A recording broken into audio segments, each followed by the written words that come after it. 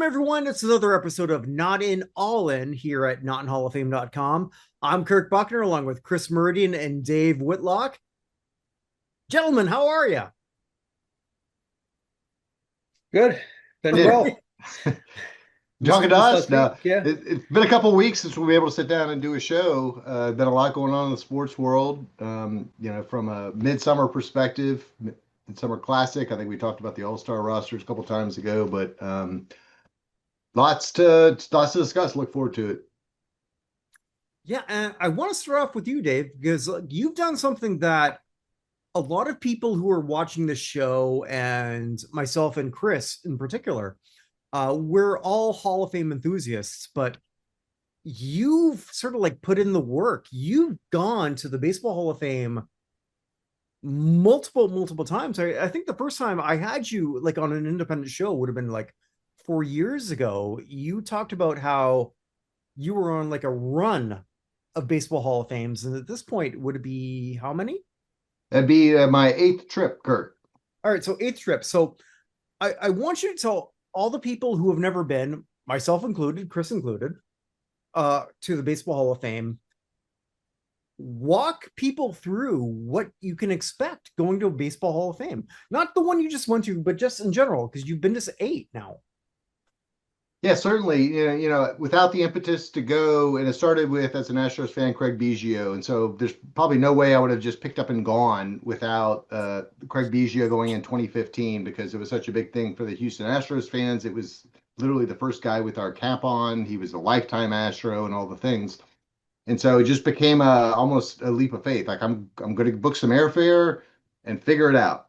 The hardest part of the trip probably is the logistics. And so you're talking about Cooperstown, which is going to have no hotels anywhere nearby. The closest you can get is probably Utica, Albany, Syracuse, places like that.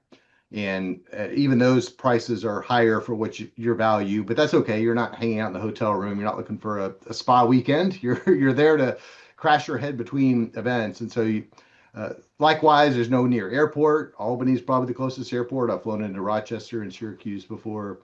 So get over the logistics. You're going to fly in someplace else. You're going to have to rent a car, and but other than that, the weekend is actually very easy. Everything's free, besides like museum admission, which you're talking, $20-$30. You can, parking is maybe $20-$30. So you're not talking about big admission fees or big entry costs. And so you fly somewhere, you pick a place to stay that's going to be about an hour away, and then you drive in and out each day. And so Saturday to me is my favorite day. The parade of legends is at 6 o'clock local time, and it's almost all of the guys that come into town. Some of them don't participate in that for one reason or another. Like, as an example, John Smoltz, presumably he was doing the baseball game the night before. Sandy Koufax, is the logistics of that would be difficult for him. But 80 to 90% of the guys, they do the parade of legends. And so you're talking a street like in a small town where you're two or three deep, and trucks, pickup trucks going down the street with all, 50, 60 legends out of the 80 living legends walking right 10 feet in front of you, waving to the crowd. Everybody's cheering for them. And so to me, that's the highlight. I enjoy the induction ceremony on Sunday. That's a little bit more rigid. It's out in the field. Without paying a higher price for some sort of membership. You're going to probably set up a blanket or a chair, not be able to see very well. You can hear just fine. And you kind of have to be there for that part. But the Saturday logistics are the best. You get there early. You can set up a chair by the parade. You can go through the museum. It'll be crowded. Part of the charm of the town is up and down the street. There's shops with baseball cards, baseball memorabilia, food, drink, and 50, 70,000 baseball fans who you can walk up and talk to any single one of them. They're all wearing jerseys, so you know where they come from. You can say, I remember that player. I had a really good conversation with a guy from Montreal. He was selling some knickknacks on the street of Expos gear. And I said, maybe the Expos will come back. And then he lectured me for a good 10 minutes about why the Expos will never come back to Montreal. I How the only city needed is. 30 seconds to do that for you, but anyway. Yeah, right. You could have saved me about because the logistics, the politics, the et cetera, the so forth. But then we reminisced about some of the great moments, et cetera. So you just meet crazy, great people, great baseball fans. It's really, I call it Disneyland for baseball fans. You go there, and I go by myself, because I like the freedom to kind of do what I want when I want to do it. I roll into town when I want to, talk to a lot of people, and always leave with a smile on my face. And so it's really just a great weekend for baseball fans. If you can find an excuse, a player from your hometown, a player that you liked, I would, recommend trying to figure out how to do it. All you do is get airfare to a nearby airport, a hotel within an hour, and a rental car, and then the rest you can just kind of manage your own itinerary, so to speak. Hey Dave, last year we went down to Canton and they had some screen set up. We could see the induction ceremony up on the big screen. They got anything like that with the baseball, or is it all just what you can see over on the stage here? Yeah, they do. They have the MLB network stage is set up a little bit to audience left. And there's one, I would say, not very large screen, and then that becomes somewhat visually impaired depending upon where you sit and what other cameras and stuff are in your way. So I could see some of it a couple times, especially when they did the introduction stuff. I would kind of get up and walk to the side where I got a better view because they were running through the pre thing for each candidate, the introduction by a friend or a coach or a former co-player. But yes, and like I said, the audio is great. They've got speakers everywhere. It's not like, I can't hear what's going on. But they do have a little bit of that, but maybe not as well as Canton, having not been there myself.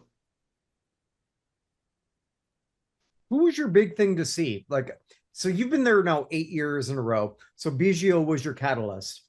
Uh, who was the person that you got to see, like in person or just hear speak? That was so like your, oh my God, I'm in this guy's presence. Yeah, so it's not 8 years in a row. There was a COVID. There Okay. was a couple years I didn't make it, but certainly so glad I took a lot of pictures early on. So it was the first couple years I was able to see Hank Aaron a couple times. Bob Gibson made an appearance at the parade, and he was the guy that would show up on Sunday, but not typically Saturday.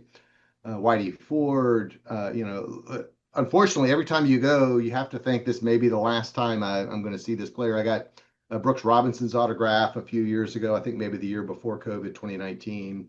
I was in line to get Al Kaline's autograph, and he scrubbed that year and didn't make it much past that.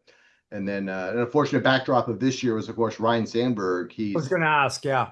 Yeah, his health had been up and down, and some announcements had led to that he was not in good shape. He was signed up to do autographs and signed up to be a part of the affair, but then they led off the ceremony talking about him a little bit, and within I think 48 or 24 hours he had passed. And then Ricky Henderson was the other one that had passed this year, also Dave Parker, of course. But every year, unfortunately, you get a handful, and you look at these guys and they're baseball legends, all the way from near 90 to you've got Joe Mauer, who's barely 40, if he's that. So it goes the gamut. Well, you mentioned Dave Parker. Dave Parker was elected and then did not see his induction. Was there a vibe there for There Parker? was Yeah. certainly a part of any player getting in depends upon their team allegiances. Mhm. So if you have a guy like Ichiro Suzuki who had a loyalty to one team, so Mariners fans were the dominant force this year, if I were to say it.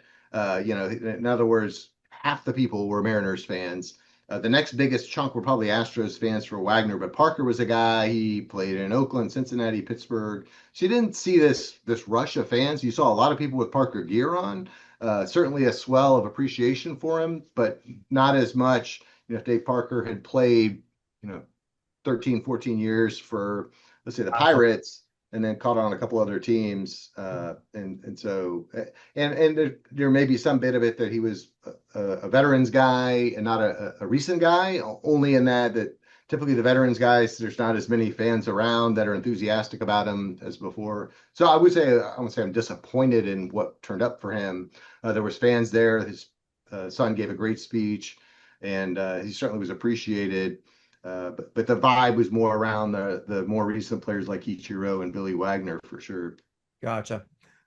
Well, at some point, hopefully, we're all three of us together there. Great. Cooperstown, which I hear I'm a good time. Right.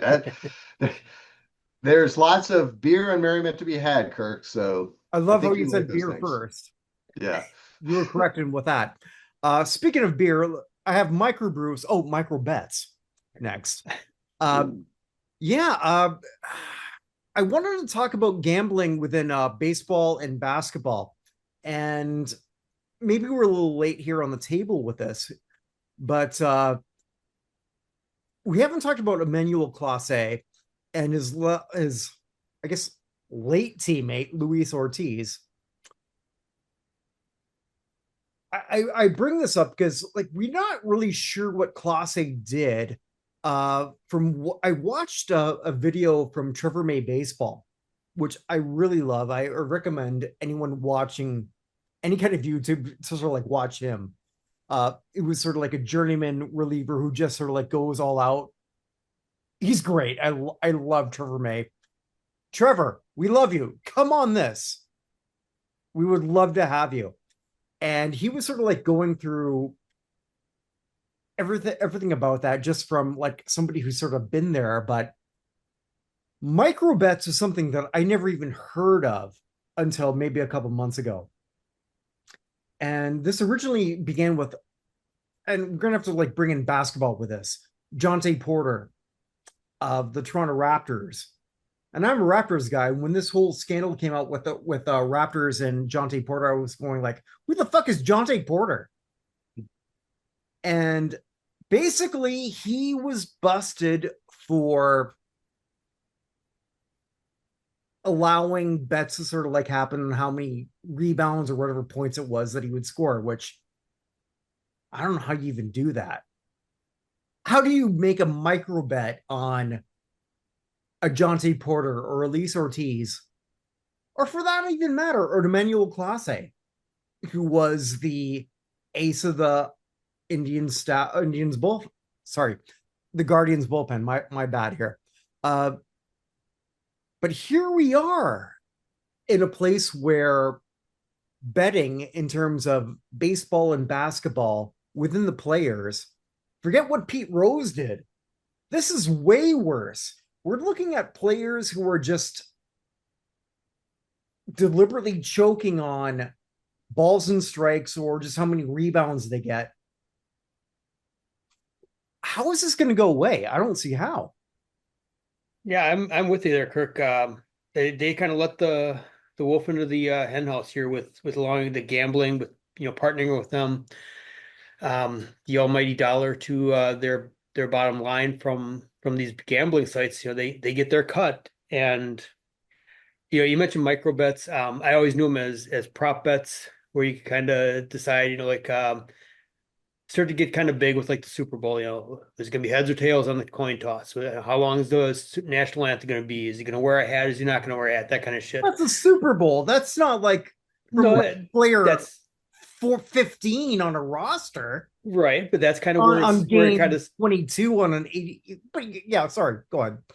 but that's kind of That's where where it it started started. getting more and more known to everybody. And then you had the influx of all these gambling sites, BetMGM, FanDuel, I don't know how many others ones they got. I'm sure you got some up there in Canada, because I think one of Not in the Canada anymore. Just want to point out, I You live guys in are your clean. country.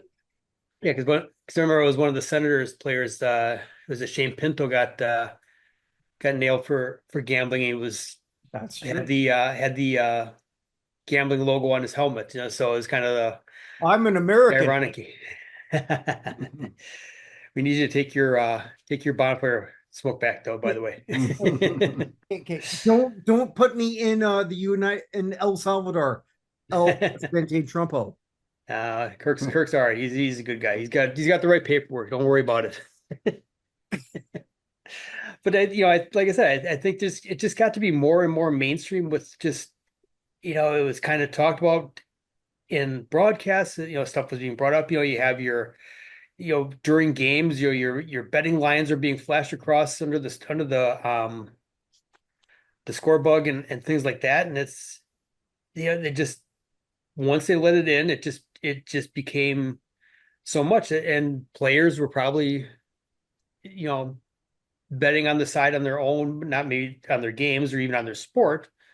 But I mean, how many those guys were playing like fantasy football leagues in spring training with I don't have a the problem players with or that.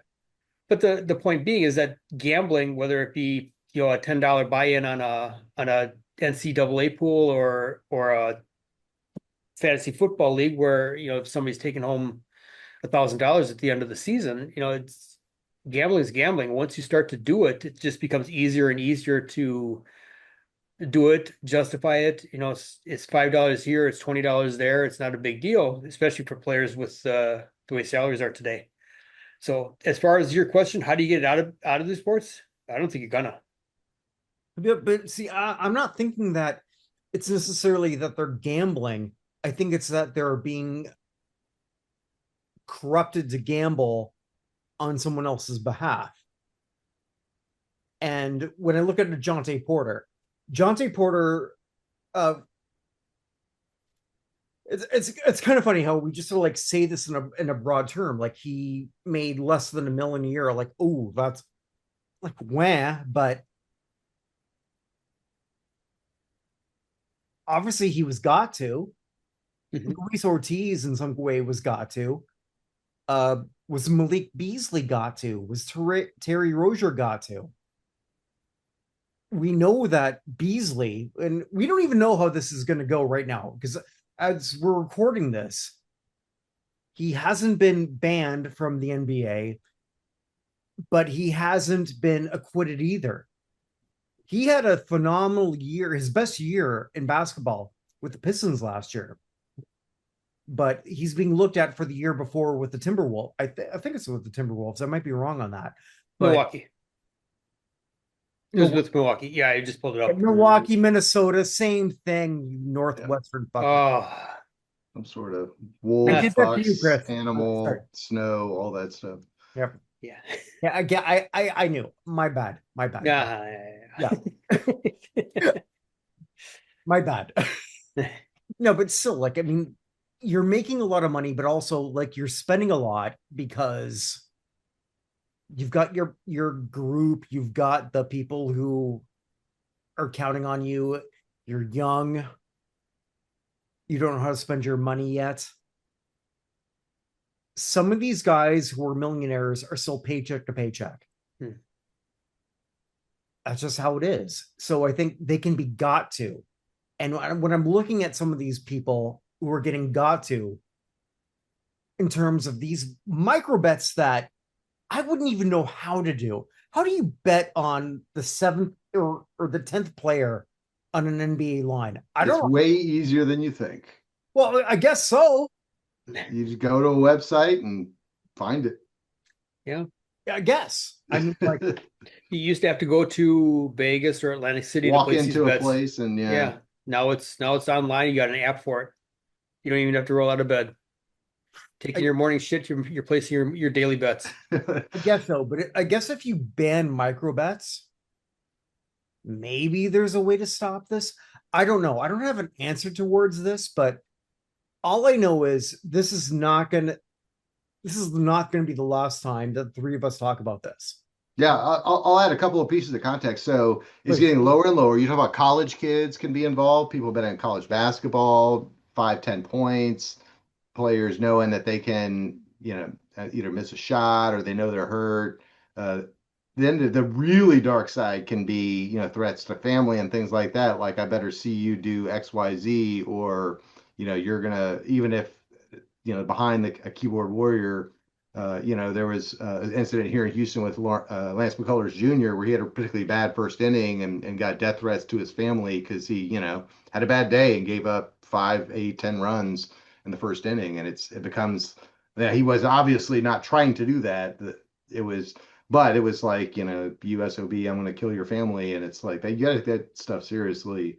And it's only going to get worse. I think the only path to this is some sort of governing agency in gambling, which is clearly, across multiple states and platforms, easy to do, but some sort of way to limit the prop bets, the micro bets to a certain level, to certain games, and just say they're illegal. And even, yes, we let you go on your app and you can bet on the Patriots on a regular Sunday, or somebody like Tom Brady. Of course, he's retired. Getting 300 yards or not, but not whether the fourth bench player on Lafayette College gets 8 points or not, which you could probably figure out how to do. So it's going to get worse before it gets better. I rewatched The White Shadow. You ever see that, guys? Yeah, good show. Yeah. In the second season, they had actually a prop bet on something like that. I think he got killed in the third season, but anyway, that's another story.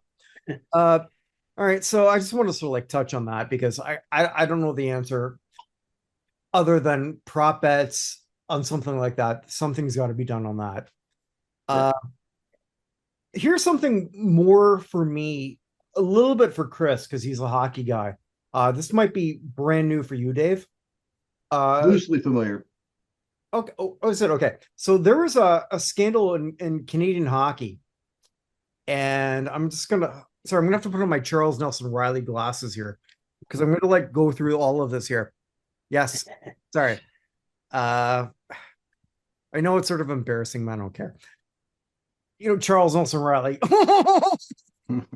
No? Okay. So for those who are just watching this for the first time, it's Team Canada won the 2018 Canadian Junior Championship. And was happy about it. He's not happy about it. No, but he's not happy about it. He's not happy about that. No, he's an American dog. Yep. Okay. Hold on. It's a tainted title. What's that? It's a tainted title. Oh, when he says like no, okay. But anyway, so we'll go through this here.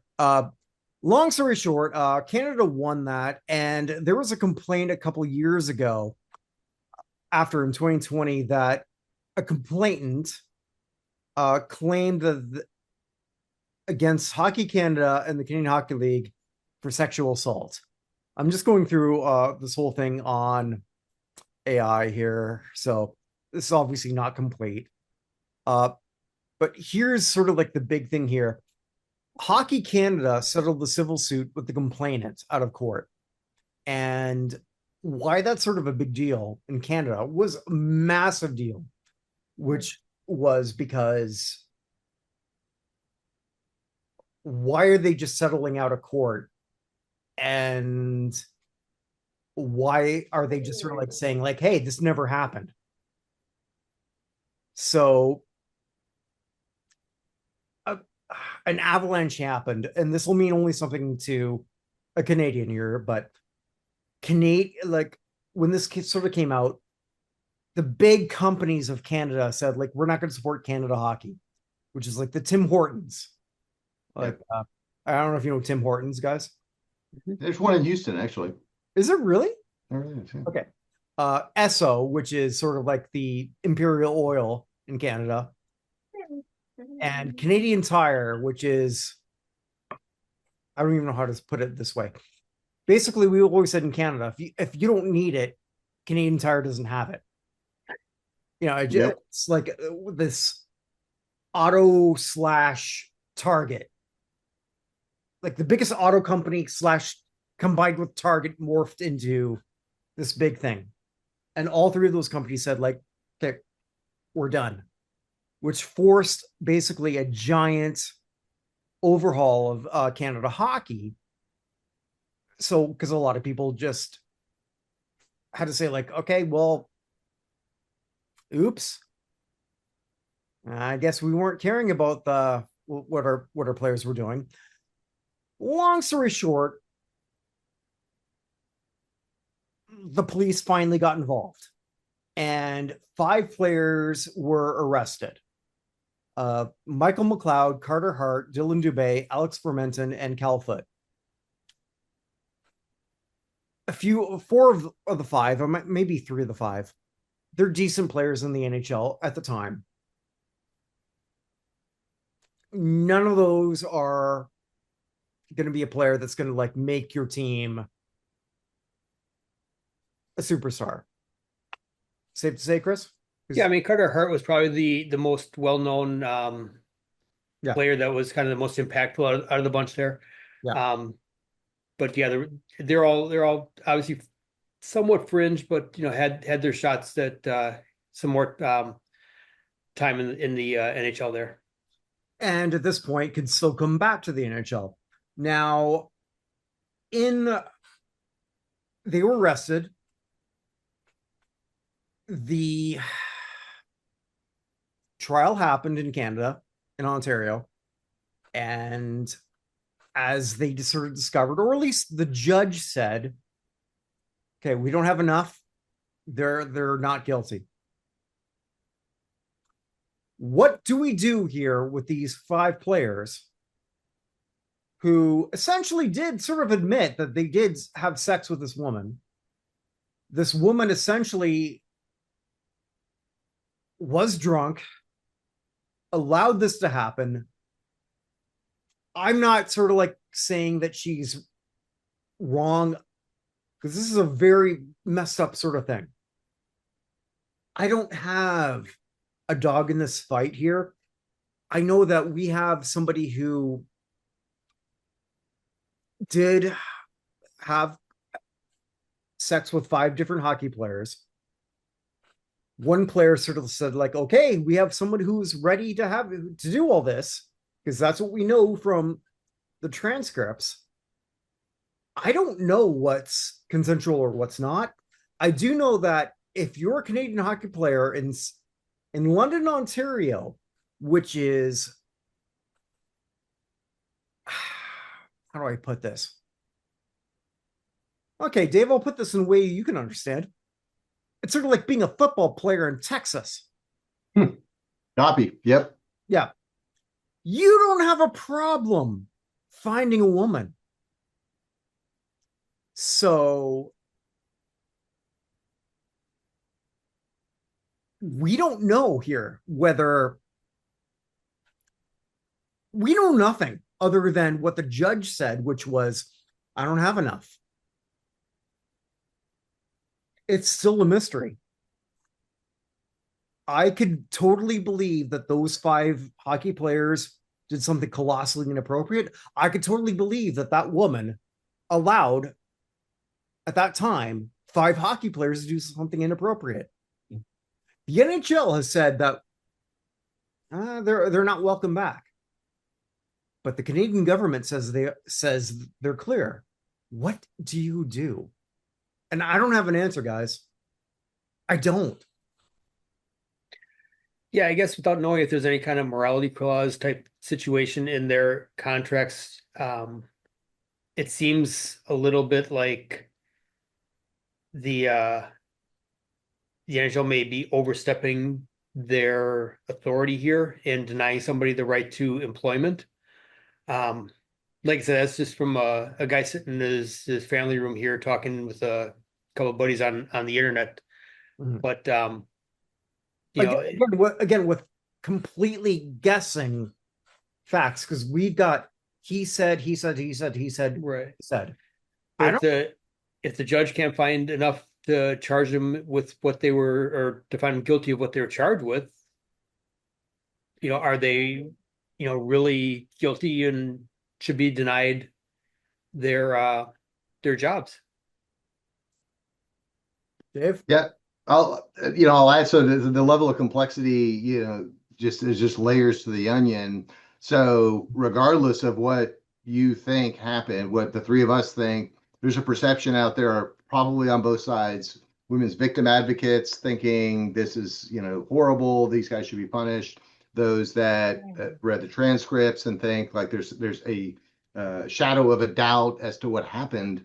So in a world in which, okay, they're allowed to come back and play, you enter this situation in which a team that signs them and puts them on, it becomes a complete spectacle of media attention, not in a positive way, detracts from whatever their team goals are. Oh, we're going to bring this player back.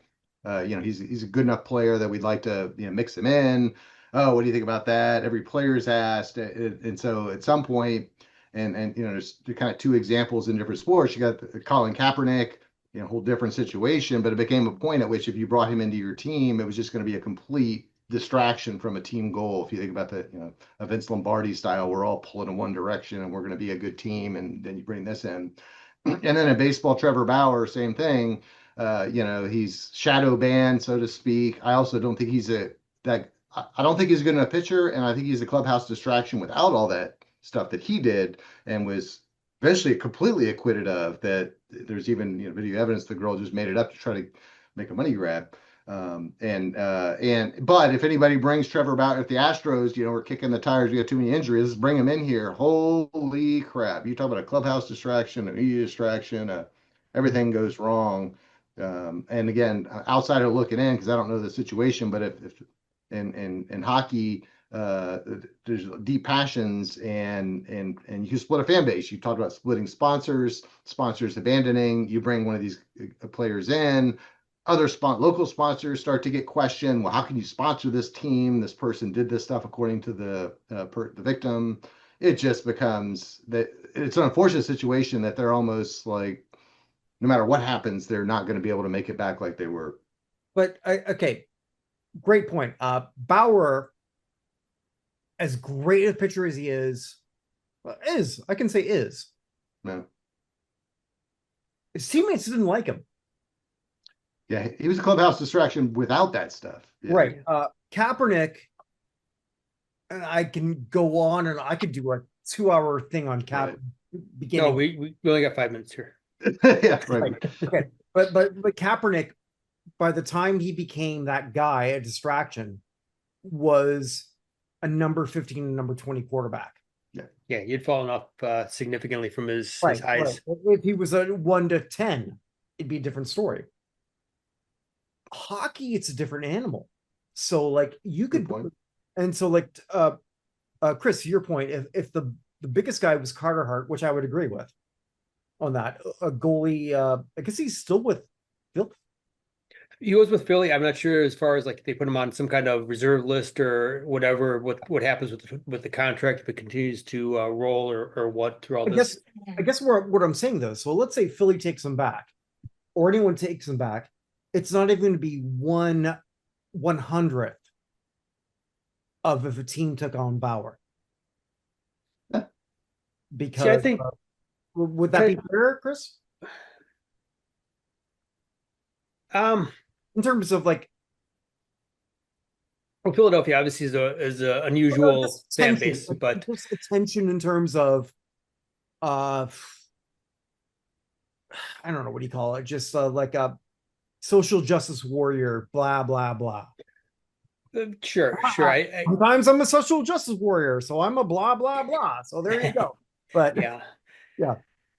No, I could see that for sure. After kind of listening to Dave bring in a couple of other examples here, I think in both those examples though, it wasn't the NFL or MLB that said you're not allowed. It was more or less a team saying, "Hey, the juice ain't worth the squeeze here."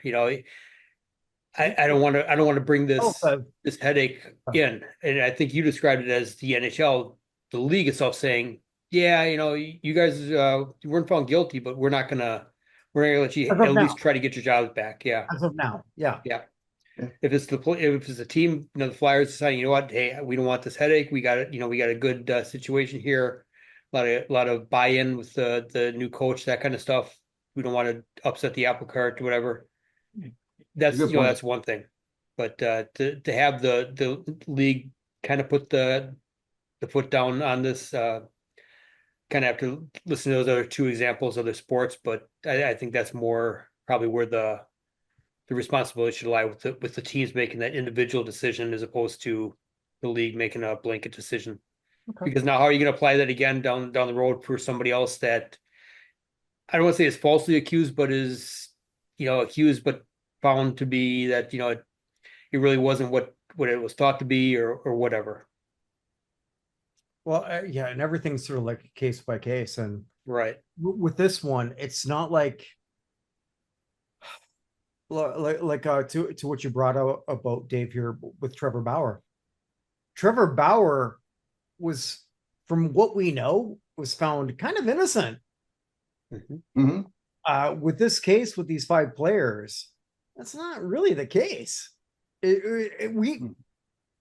it's still sort of like deep in the mud. Well, they weren't found guilty, so whether you want to No, say it was not but I mean, like, innocent right. or But not. it's not like where we have that one case where with that Trevor Bauer thing, which was that the accuser sort of like in that video just going like, Right. That was pretty bad. you know what I mean? Mhm. But anyway, uh, I just want to close off here with trade deadline thoughts. And my big trade deadline thought was, first off, congrats, Dave. You got Carlos back. Well, You're really happy with that. you got Eugenio back, so that's good. Me, sort of, because like I'm in Seattle, but I'm happy Yeah. with Shane Bieber as a Jays fan. So I guess I'm That's playing like both coasts here, but That's typical Canadian. yeah, I'm still a Canadian, man. But Okay, Donald, I don't know how much you like. I don't want to go to Alligator, alligator Salvador. Alcatraz. Alligator. I don't want to go there either. God damn it. I haven't even been drinking that much, but I don't want to go there or El Salvador. Saying that, my big thing with the whole trade deadline was, my God, I'm pulling up my pants up to here.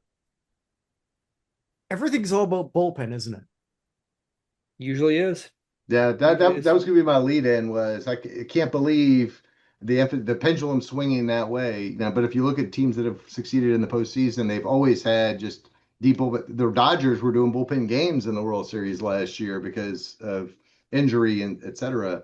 And it was the most ripe crop. Teams are more willing to part with guys like that than Dylan Cease from the Padres and some other guys that didn't really move. And so it's the lowest lying fruit, least cost, and most benefit. So GMs just, like you said, went all in on that. Yeah, you can get a player like a Jake Bird that's kind of a journeyman, but is having a fantastic season for Colorado. Colorado's going nowhere. They're gonna, he's not gonna he's not gonna figure into their future. They might as well just send him onto a team and give him a chance to experience maybe some postseason fun. And it seems like every team at least has one or two bullpen pieces, even if they aren't the top of the league there, that can be had at the deadline. So I have an idea here. So here we are, 2025. I'm a Jays fan. I guess by proxy, a Mariners fan. You're an Astros fan. By proxy, a Rangers fan? Complete opposite of that, Kirk. Give me a second team. Orioles. So they were a seller. Mm-hmm. Okay, give me a team that might be possible to win this year. Humor me. Cubs. I haven't got to you yet. You might want the Cubs. I don't know what I want to say. Brewers are not given present company. So, you won't take the Brewers. Take the Brewers. I'll say take them at your Tigers. Tigers because of AJ Hinch. All right, Tigers, Astros. Yeah. Okay, Chris, take any two teams because I know you're taking Milwaukee. Yeah, Chicago Cubs. They're probably the best team in the Central, most deepest team. They just got off to a great start. Had a little bit of a stumble in the middle. They're going to right the ship and sail it right through to the end. And American League, it can be whatever league you want. Yeah, I like to go with the opposite league though. Yeah, I mean Detroit. They seem like a nice story. No, he already took Detroit. All right, it's a bet. Kansas City. Are they any good this year? Okay, in the mix. All right, so if Milwaukee wins the whole thing, Vinny, hey, how you doing, Vinny? Come here, visit us, all of us, and then we all have to buy you your beer, which won't be much. I don't think you drink a whole lot. I love you, brother, but if it's one of those 6 teams, whenever we all meet in Cooperstown, is this a wager, gentlemen? A beverage wager? Sure. I had the internet go down there for a second, so I'm back, I think. Yeah, you're back. We see there. Or just a fun little wager? What was the question? Okay, so I've got Toronto and Seattle by proxy.